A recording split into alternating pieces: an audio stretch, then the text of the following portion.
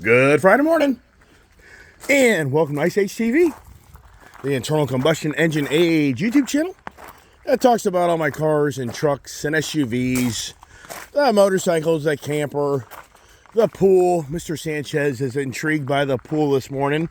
Good morning, Mr. Sanchez.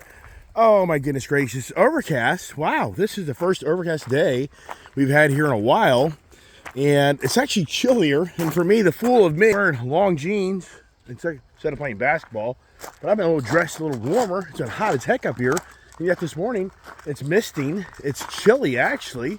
Makes me think of golfing in my younger years, going out that golf course on a nice beautiful morning, or was it? But as always, hey, good morning to everybody there. Thanks so much for tuning in to my channel to listen to me gab away, walk our way to the Ice Age TV compound. And what do we do today? And oh my goodness, yeah, Mr. Sanchez reached out and said, why don't I get that Walmart pool that's basically a, hey, Key, we're not there. Isn't this just great? Why are you gonna crap right there? Don't do that. Go somewhere else. Go somewhere else. Get out of here. Go somewhere else. Oh, he already did it. Gee, thanks. Where's that gonna play out?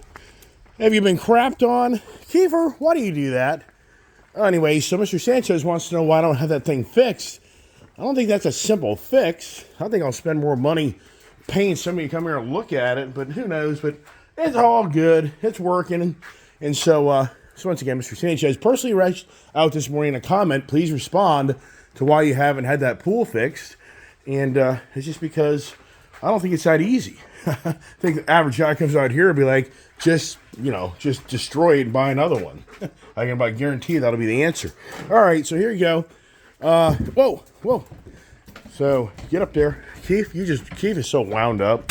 He is wound up this morning like you can't believe. I mean, he's just wound up. Just chill out, man. Here's Don. Don's back in action. Don returned the goodies. And we got lots going on here. We've got a lot going on with all the troublemakers around us and all the things that we just love to do. And as always, it's always about me trying to figure out a word of the day to maybe make you happy or unhappy. Sometimes I think some people would get pissed off, which I can get all that. Here is Gail on doing a really cool thing. If you don't know about inside cooking, you should go to Gail's Food and Stuff, and you should watch this video. It's a very good learning video, and it'll be very easy for me to start playing it, and then you're going to see what it's all about. But I really think you need to go check out Gail's Food and Stuff and see how she uses an indoor grill and doesn't create the house to be smoked out, as she makes a fabulous meal with zucchini, with shrimp, with, I'm just trying to think of all the things she used, the pork, the brisket, and something else, scallops, I think, on there. And so just a really great video for you to watch. And I'll just start it for a little second. So it's been a while since I cooked with the indoor chef and grill, and I am going to make these different types of meats. Take a look. So there you go, chicken, frozen pork, Angus prime beef, the brisket, single rib belly, and some seafood and zucchini as well. How about that? Raw shrimp, sea scallops, delicious. So anyway, you should watch that video because she takes the time to share with you how you can grill inside and not burn your house down. It's a really great video. I watched it and it looks delicious. So, and on top of that, for Gail and her husband Brian, they had a 26th wedding anniversary yesterday. So happy anniversary to you, Gail and Brian. Hope you guys have a blessed anniversary gathering, which I think they're going to do Saturday. And they're going to get together with us on Saturday to go see the horse and watch my daughter ride. How about that idea? So, all right, here we are. Friday morning. It's already Friday. I mean, it's a lot going on. And I finally got the Corvette back in order. Thank goodness. And so disappointing. I did a really nice video of me talking about the Corvette, cleaning Corvette up last night. And this iPhone, it's so challenging. I made 28 minutes worth of video, and the phone will not download it because I have too much stuff on my phone. So I could never populate. But it takes forever for that iPhone to download. Maybe using the iPhone, the iPad technology, is the worst. It takes forever for everything to happen. This Droid phone kills the Apple phone It kills it. When I do a video on this phone, it's instant where I download videos. It's instant where it creates videos. It's actually the longest part is YouTube actually publishing the video. The iPhone, it is the worst. If you make a 20-minute video, this will take probably 10 minutes to 15 minutes just to create the movie itself without even editing it. It is so bad. It takes forever. So anybody out there that uses the iPad, the Apple technology, it really is the worst stuff you're using to make videos because you work double, triple, quadruple hard to bring content. You're better off using a Droid technology product. And once again, you have to think it through. Hello, who owns YouTube? Google. Does Google like Apple? Nope. I mean, they do because they pay them off to put all their ad tech on their phones. But, behind the scenes, Google and YouTube are really competitors in so many ways. All right, so here we go. The morning conversation is Monday was the wrong conversation. And then Tuesday was the dumb conversation. Then Wednesday was the repeat conversation. See how I changed around the look to the shop? Yeah, I need to get the Camaro out and get it cleaned up.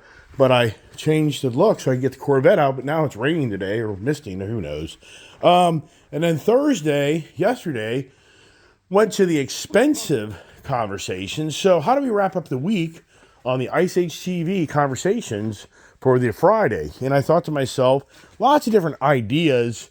But I thought to myself, lease. We'll make the word lease. I even heard I'm going to have a new lease on life, which is the underlying meaning is you're going to get a fresh restart in life, that you've had your challenges, but you're on a new venture and you're going to overcome all those previous challenges and you're going to have a new lease on life where you're going to be bigger and better.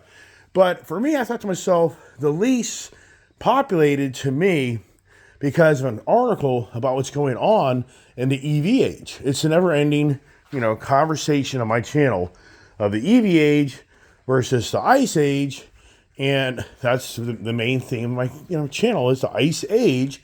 But we have the EV age knocking on our door, which so many think is ridiculous, but this is really bad. The EV age is really going, in so many ways, destroy the Ice Age, and people are like, no, it's not going to happen. It is going to happen because the government's going to do everything they can to follow the China rule. And I've talked about this in great length in my videos. It's incredible how many videos I have on my channel that have so much content, that is so much information, that is good information, and it's not misinformation, but most people will never find it because I think this channel is just too informative on so many conversations. It just bores people because they're not really in tune with things, and they're not getting to see what so many say, that Julia should break off and have her own channel. She doesn't want to do that, and she'd be foolish to do that. She'd be better to toe heel off of my efforts of all the things I've done for the last 4.5 years, and she'd be better off to get more involved in my channel, just like Ken Brock and Leah Brock. And here's interesting news. The Hoonigan, well, Ken Brock, named was it the Hoonigan? Was that the name of it? They're in bankruptcy. They're going bankrupt. So Ken Brock, he was the crazy rally race car driver. I'm sure many know who he is. He killed himself in January of 2022, snowmobiling in one of the latest, greatest, baddest ass snowmobiles, and he killed himself. And his daughter, Leah Brock, would kind of be like Julia, meaning that, he brought her along and she knows how to race cars and she's been by his side his whole life, devastating for her. But many thought she could continue to carry the brand, but maybe others here may know more about that. But the company's in bankruptcy, and they're struggling to survive with that branded name.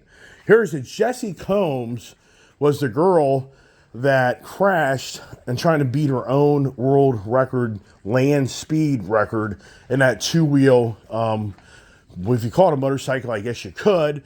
But a guy, one of my subscribers, can't remember who reached out last week, and he said it was Jessie Combs. That was that beautiful young lady that was a rising star in the automotive world for her mechanical skills, her racing skills, and she killed herself trying to defeat her own world record, which was foolish but she had this theory that somebody else would come along and beat her record. So she wanted to beat her record again. And the front wheel of that vehicle, I think, came loose or something and killed her. So back to the EV age and what's going on in my eyes. And like I say, it's the China rule. Back in 2000, China was very aggressive of getting the electric vehicle infrastructure built in China, and the government handed out once. I'm looking for water. It's just incredible. It blows me away how stupid I am, where I don't get a bottle of water set out in the morning for me because my throat goes dry, and now I got to walk around and there's no water in the shop. I mean, it's beyond. Maybe yesterday I'll drink my water from yesterday. Here's a little drabble. So hold on. Getting going in the morning talking is very challenging for me because you're the first people I really talk to. So you start talking, and the voice gets very dry very quickly. And here you go. Here's another little dribble of water. Yeah. So the China regime, whether people realize it or not, the Biden administration is following the exact same footprint of the China Industrial Revolution, but it wasn't the Industrial Revolution. It was the China government revolution of handing out billions of dollars, if not trillions of dollars, to create the infrastructure of what now today the Chinese have mastered of electric vehicles. And that's why I think so many see through the clouds that this whole infrastructure of this EV age is toe healing off the Chinese regime, and it's just our government wanting to be the China Junior of controlling our country more than ever before. And so for the EV age, it's struggling. It's struggling in this country. It's struggling over in Europe because many of the big auto manufacturers, such as the likes of BMW and Mercedes and Volkswagen, they're all very, very concerned of this Chinese master plan that they have really mastered on bringing very affordable, inexpensive Chinese electric vehicles is going to obliterate the world economy of what's been so strong throughout Europe of the ice age manufacturing. And then it resonates right back here into our country. So for the people who are looking forward, they're really seeing that this Chinese infrastructure is really going to start to have a huge impact on our country and the livability of people being employed in the ice age industry because the EV age is slowly creeping into it. And so this article this morning talks about the wane of the people not wanting to buy into the EV vehicle is going to be forced to hand for you to take an EV vehicle because it's going to be leased to you for little to nothing. This is a fact. You can read it in the Wall Street Journal. You can read it in Automotive News. Wherever you want to go find it, this is a fact. And I don't think it's an ongoing Nissan Leaf program deal, but what's happened in our government. The government said that when you buy an electric vehicle, you can get a $7,500 tax credit if you buy a truck or an SUV. If you buy a car, you get a $3,500 tax credit. So initially, the Biden's Inflation Reduction Act of 2022 that Mancini or whatever over in West Virginia finally bent over and gave the final vote for that to become the new rule of our country of the, it's so funny, the Inflation Reduction Act. I mean, how stupid are us? I mean, we're incompetent, man. We really are. Our society, I hate to break the news, but I mean, I'm no different. You're incompetent. Anybody's buying into this inflation, and I get it. My subscribers don't believe all that stuff. But the point is, the initial law stated that you could make a claim on your tax deduction for your vehicle purchase. So like me, I could write off a $7,500 purchase on one truck, another truck. So I bought 4 electric vehicles. For me, technically, that was close to $23,000 in tax write-offs I can put on my taxes to write off taxes, to offset incomes. So, but that really doesn't work out as fast as they wanted to. So then they rewrote the laws to be more aggressive, to force domestic battery manufacturing, domestic car manufacturing, where they started putting loopholes in the law that if the vehicle didn't have X amount of components in that bill, then you didn't qualify for a tax credit. So it forced the hand of the manufacturers to get their act together to start building more domestic and non-Chinese made vehicles. That was the key thing. The Chinese parts could be minimal or you wouldn't get that tax credit. Well, then you go even further and they rewrite the law again. Excuse me. Just coughing up this morning, hacking and coughing, sorry. And I just have that some mornings. I don't know why that is, right? So I guess I'm getting to be an old man. Yeah, I am. So like this truck here, I got the instant $7,500 money's taken off this truck from the price of this truck instantly, instead of me having to wait till tax return time to make a claim on it. And then a person buys a car, gets the same thing, a $3,500 tax reduction instantly. I think that's the number. So, but now they've even, but there's wording in that how you get that money taken off. And if the price of the vehicle has a lot to do with it. If it goes over a certain amount of money on a truck or SUV of over $80,000, you don't get that tax credit. Or a car over like $50,000. But one loophole in that law says that if you lease a vehicle, none of that applies. Meaning, as the manufacturer wants to lease a truck to me, it doesn't matter whether that truck has all its parts built in China or not, it gets the $7,500 immediate tax credit. Or the car, same thing. So all the loopholes, all the little asterisks of what you can and can't do, when the company decides to lease a vehicle, all that stuff, all that mumbo jumbo is gone and you get the big tax rebate. So they're using an example in this article. Back in July, you could go lease a Nissan Leaf for $20 a month. That's what the article says. What intrigued me to read this article was it says leasing has gotten to the point of $20 a month.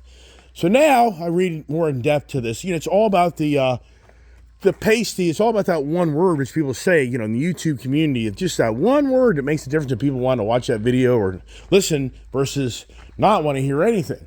So that drew me to that article. That what is going on? So the leasing programs now are huge in the electric vehicle industry because they can use those tax incentives without all those loopholes. So what they're saying is, in the trend right now, it's a growing trend.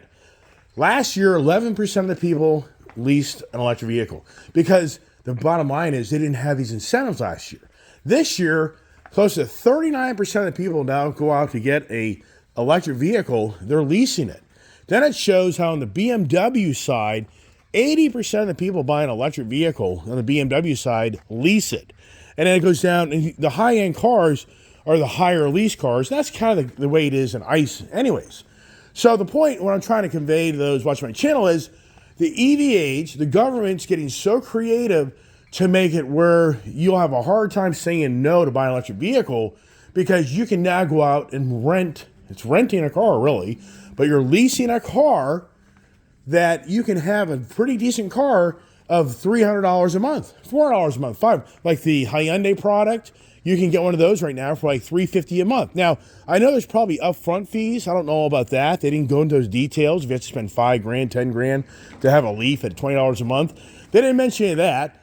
But I have no idea on that end of all, they don't mention, oh, by the way, you got to put down the first 3 years of payments. So actually that's $3,000 out of your pocket, tax and tags, first month's security deposit, last month's payment, insurance, blah, blah, who knows? I don't know.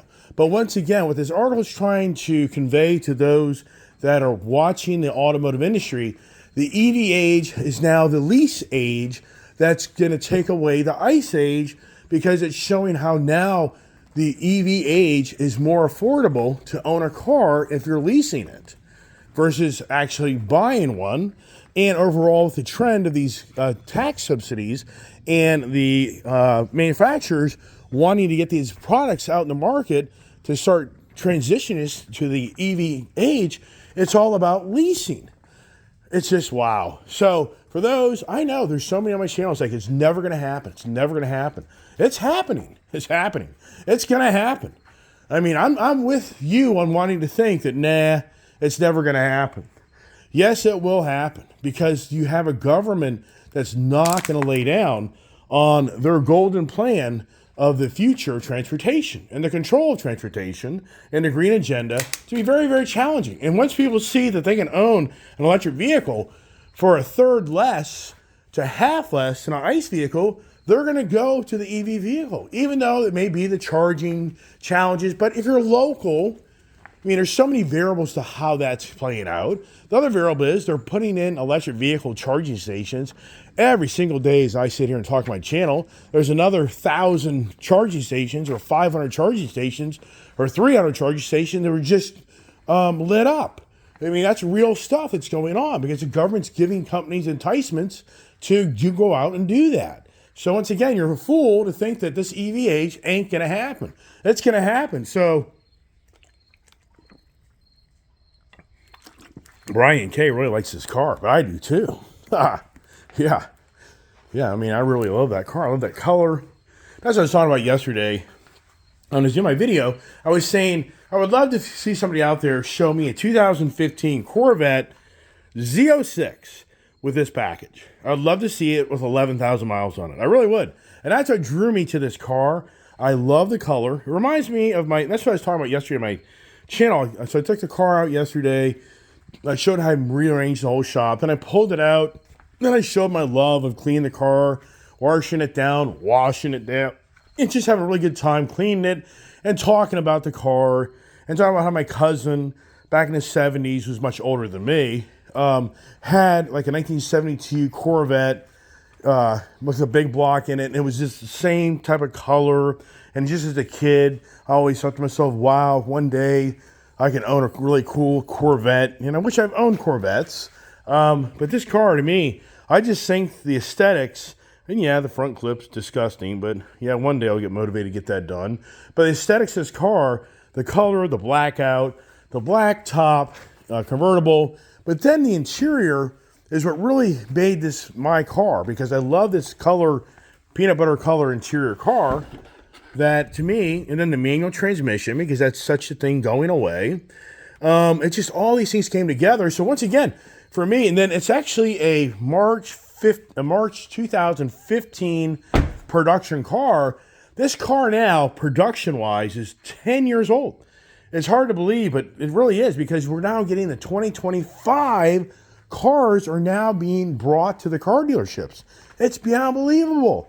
So this car technically is a 10-year-old car, and that's what I was talking about yesterday, is how this is probably the Camaro and the Corvette are probably the oldest cars I've ever owned in modern times, and besides me coming out of high school and owning a 1971 Cuda in 1983. Or other cars I owned back in that time era, and my Challengers and my Datsun and all these other cars I owned by my true beginnings of getting going. And once again, I just is like, wow. So for this car here, and for me, I'm such a guy that has everything new. I would love to hear somebody reach out and say, oh, I've seen a ton of these things out there. You have not. I can guarantee you this is a very, very small run. Color, interior, the package, it's a 3LT, which that's the highest level package for a Corvette, for all the amenities and the luxuries for you to get out of that car. So be very curious. That's why for me, extremely hard to let this type of car go or the Camaro go, because I think this car one day will be $1 million car. It won't be in my lifetime, but by the time Julie's my age, I'd be amazed if this car isn't $1 million car, $500,000 car somewhere. I mean, could be foolish, could be wrong. It's going to be a $100,000 car. It's already worth $60,000 with miles on it. Other ones are getting $100,000. So back to the EV. It's the EV. It's the constant EV rhetoric on my channel, and that's the reason I started my ICE HCV, was to try to convey to others what is going to happen in the car industry in the next decade. And it's moving very quickly, because I'm already 4.5 years in on my channel. I'm already close to half a decade of me making video content all about the ICE age and EV age. So you can see that, and that time has passed very quickly. And so, wow. So do we really think that the EV age really comes to be? I think it's going to really come to be, because of what I'm talking about on the leasing of cars. When a person says, if I go get an EV vehicle and my monthly payment can be $300 a month versus the ICE vehicle, for the record, the average price per this article for a new car, ICE, is $48,849. So you're basically at 50 grand. And so what's the residual on the ICE versus the EV? That's very debatable. The ICE would think probably hybrid would be better, probably would. But the challenge is that the manufacturers are getting these $3,500 instant tax credits to be applied to this car to help them offset that residual value. And so that's why it's going to drive these leasing programs to be very attractive to people, because they're going to sit down and say, okay, between the lease payment and then no buying gas anymore, and if they've got a charging station at their home, they're going to start scratching their head. They're going to be like, okay, well, I'm saving myself $300 a month from a conventional car, at least, if not more. And for somebody who does basic math, that can be $4,000 a year. For earned income, that can be $7,000. So all of a sudden, the penny pincher's like, I'm going to get the EV vehicle. And for the record, most people today are just staying local in their cars per se because of all the infrastructure of every delivering things to you, to your house. Like Chewy, the dog food we get, we don't go get that. They deliver to our house all the time. People have automatic delivery of their groceries. I mean, the list goes on and on and on. Where the vehicle, the whole way the vehicles will be owned and used, no doubt in my mind, 10 years, 20 years from now, it's all going to change. It's so going to change and where everything's going. That's why Elon Musk wants to get the robo-taxi and be the master of that, because you're just going to you're going to have a vehicle come pick you up and a vehicle leave.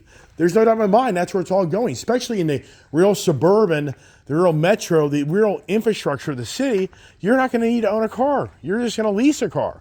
And that's what really kind of drove me to think to myself that we all live on that saying, we want a new lease on life, but in all reality, what do we own today?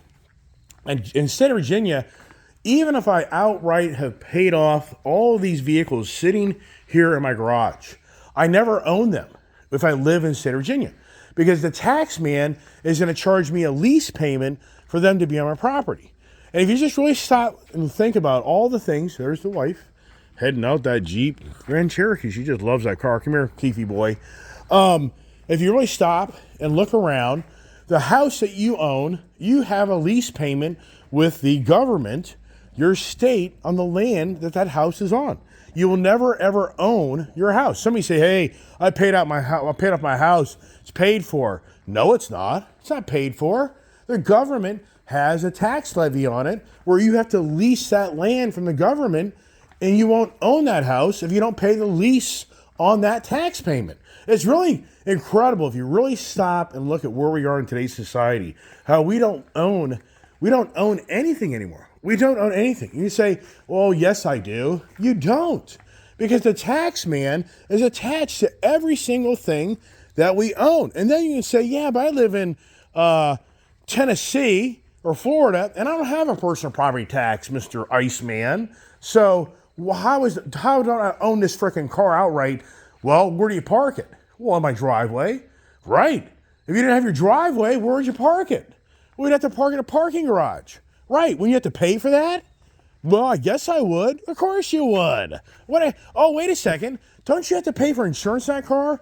Oh, I know some states have these laws that, you don't have to pay insurance per se. Wait a second. Oh, so you own the car outright. You don't live in Virginia, but you have a insurance bill to drive the car. So you're leasing the car from the insurance company. And that's without even owning any money on the car. Oh, come on, Mr. Iceman, you're radical, dude. I have a TV in my house. I can watch anything I want. No, you can't.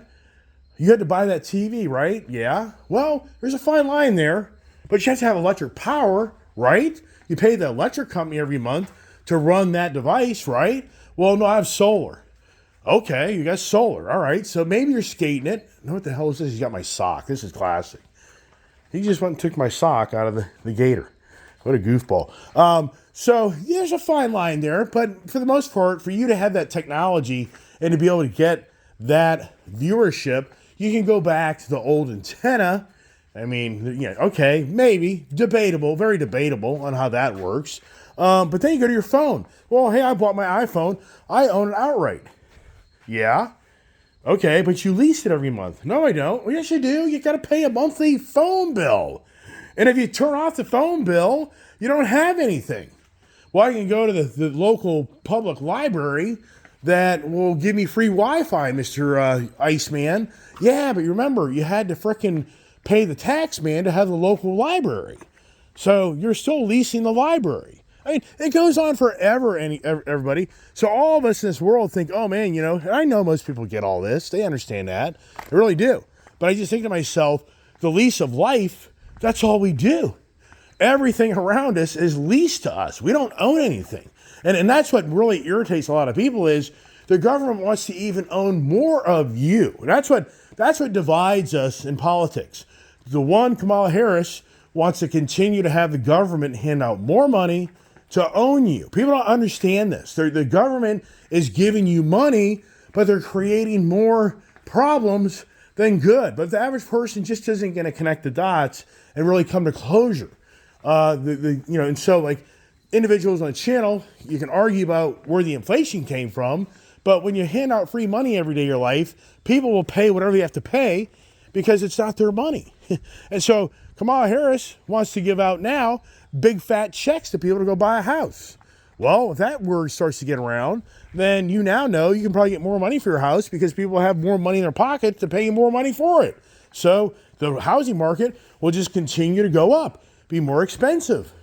And for the government, that's the biggest thing that most people feel. The EV age isn't about the green agenda. It's about the control of you and I of what we can and can't do. To the point that I told you Ford can come get every one of their vehicles off my property if they're going to start putting technology in these vehicles, like police vehicles, where you can now make the citizen, any citizen driving down the road, become the policeman.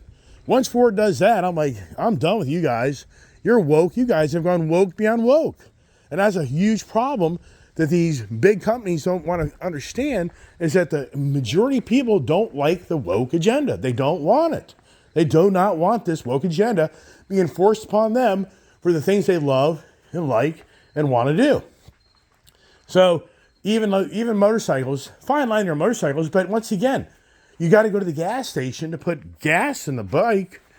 So how do you ever really own the bike without spending money? The underlying message here is we're always have to spend money to have something.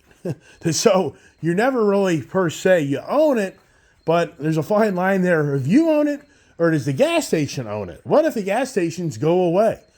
Then what value is this motorcycle? Well, you go to E85. Well, the whole point is for all of us here, the EV age is trying to present itself of it's so much more efficient, so much more clean, blah, blah, blah, blah. But we all know that it's all just a dream. And it's not really going to play out the way people think it is, because once everybody gets on the grid system, we know then the power companies will have control of the grid system. And whether you want to accept it or not, I'm paying 11 cents a kilowatt. But once we're all in the grid system, they can say it's $1 a kilowatt. So your whole, I escaped the gas station. No, you didn't. You escaped the gas station from driving there to put energy in your car, but you didn't escape. You have to pay to drive. Just like the lease of every mile that you drive in your car, which that's the running joke. That's where it's all going. It's being experimented throughout the country is all these electric vehicles aren't contributing to the gas funds for the infrastructure, the roads, the highways, blah, blah, blah, blah. So let's just start now charging you by the mile. Yeah, whatever. All right, that's it. I'm done. I talk a lot, and I know my videos are long, and I get all that. So it is what it is. And as always, I appreciate all those that reach out on a regular basis and watch my channel. And I have so much content. I mean, it's just incredible how people don't dig into my library. It's been unbelievable. I mean, I have so many funny videos. I have videos of my father, my brother. I mean, I just have so many videos.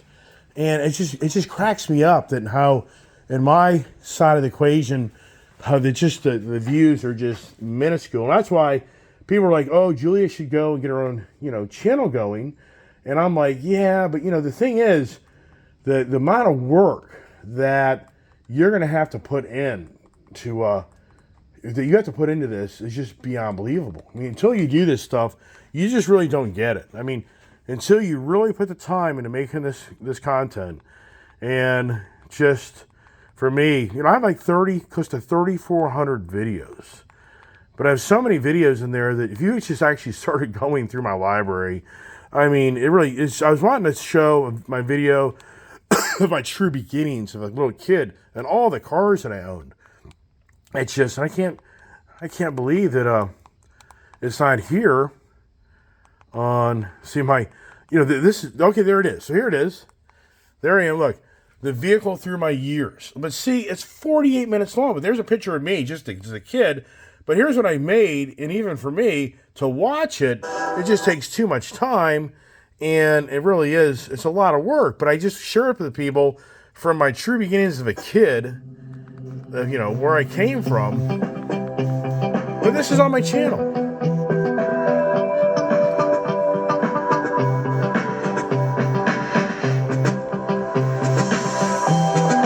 I can't get the volume thing to work. The volume button, oops, that's a channel thing. Duh.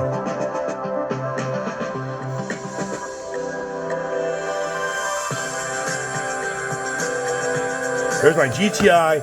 That is so bad. That was one of the first GTIs that came to America back in the fall of, I believe, 83. But this is on my channel, where you, if you ever get bored of hearing me talking, I just have so many videos of what I've owned. This is an old farmhouse. Look how the property used to look. There's an old Toyota Crest that I have, a Toyota 4Runner. And that was a lot of money back when I was getting going. There's my old Chevy Dually. That thing got 7 to 8 miles per gallon. I used to work out of it. I would watch the gas gauge move. It was just beyond believable. And I had to put some nice wheels on it, cover on it. I was selling that dry wash and guard product. Then that Toyota had manual transmission, hand crank windows, no AC. So that's when I was selling dry wash and guard, making no money, going broke. Where I spent $80 in a day to drive it, and I didn't even make $30 the whole day. So the trees, my property lost so many nice trees.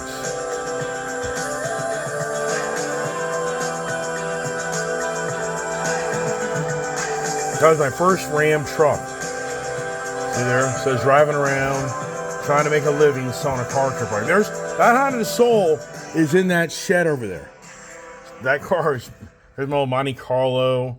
So look at the property, nothing here. Look at the barn. This is like 1992. No, this has been 95, 96, 96, 97. I had 2 Ram trucks.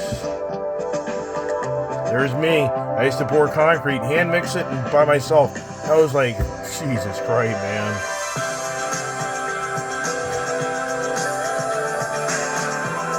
Those WeatherTech boxes, $1,000 back in the day. There's my old KTM 200 EXC Jack Piner. Should have never sold that. I love those 2-door extended cab Ram trucks. I wish I never would have ever gotten rid of that truck. Those are the things I kept for a long time. Sport package, look at that. Look at the barn.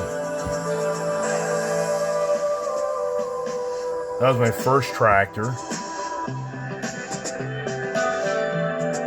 First 4-wheeler, a Honda Rancher. My neighbor bought that. To this day, he still has it. I bought my dad a Dodge Dakota truck. Here's my old dog, my Trigger Dalmatian. Bought my wife a Grand Prix. There's my old Hummers. Those are supercharged. All decked out, all custom stuff. Chevy, if you see, Chevy. A lot of Chevy GM stuff. Polaris 800, that was a badass 4-wheeler, but the thing was a piece of junk at the end of the day, but it was a badass unit. I had the Kubota RTV, had the Volkswagen diesel, had a Ford F450 extended. There's the barn. There's the house. See the big ass tree in front of the house.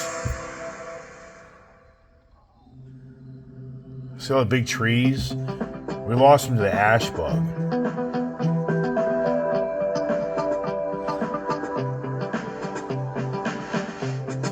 So you can only imagine if we kept all these vehicles.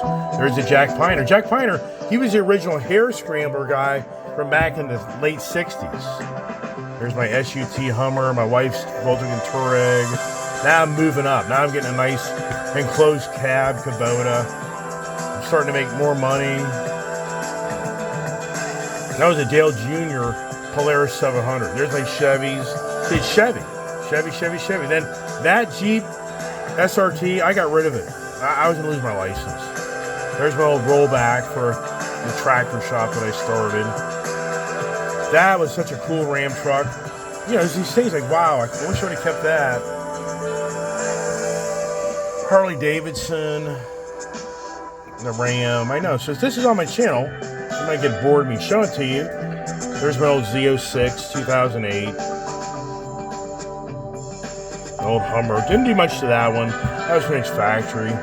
I kept that for like 35,000 miles. Tundras, I had a ton of Tundras. Mega cab.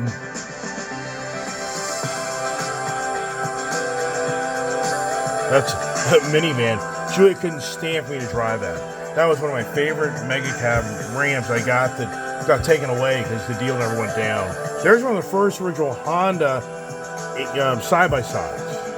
I had an SRT 2008 Super B Dodge Charger and the Volkswagen Touareg. I had a bunch of those. Wife loved those. Tundra. Had that for quite a while there. And then I got Mercedes. They were junk. I bought Mercedes SUVs. Biggest piece of junk. There's my old FJ Cruiser that Joe eventually bought from me. That thing has like 380,000 miles on it. He should have left it and never lifted it. There's a Joe Gibbs Supercharged. Joe Gibbs was building supercharged trucks back in the 2004 or 5. So I started kind of going forward. There's my Chevy SS 22s on it. Rode like crap.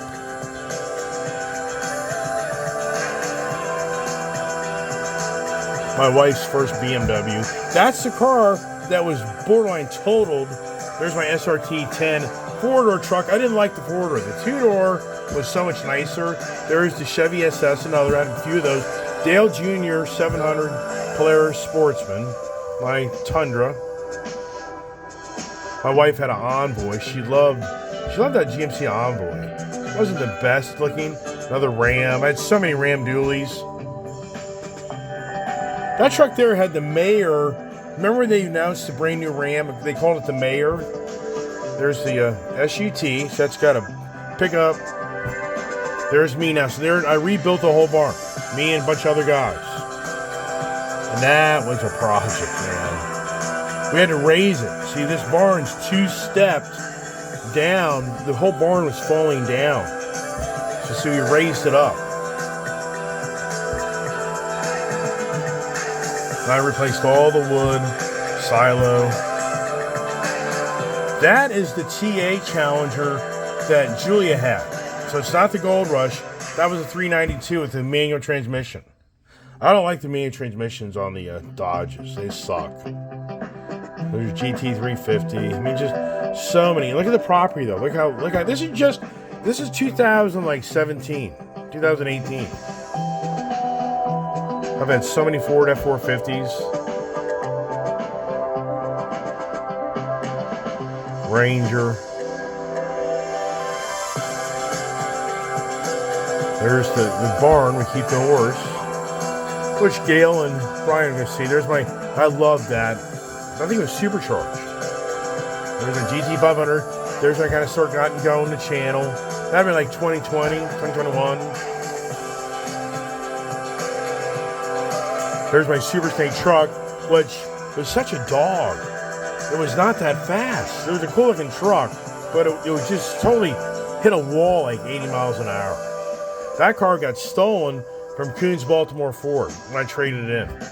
Another Raptor. I've already had like 4 Raptors. That was a used one. There's the Mustang that sadly Julia totaled. Yeah, that car there. Yikes. Alright, I can show you. But anyways, the whole point is, this is on my channel.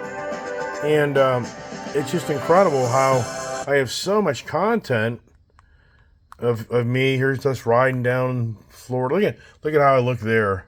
Julia shooting guns. I mean, just so much stuff. I have so much content. There's my dad being funny. Oh my gosh. That there. I'm just going to show you real quick. This is classic of my dad. Don't start calling me out. Little Jimmy.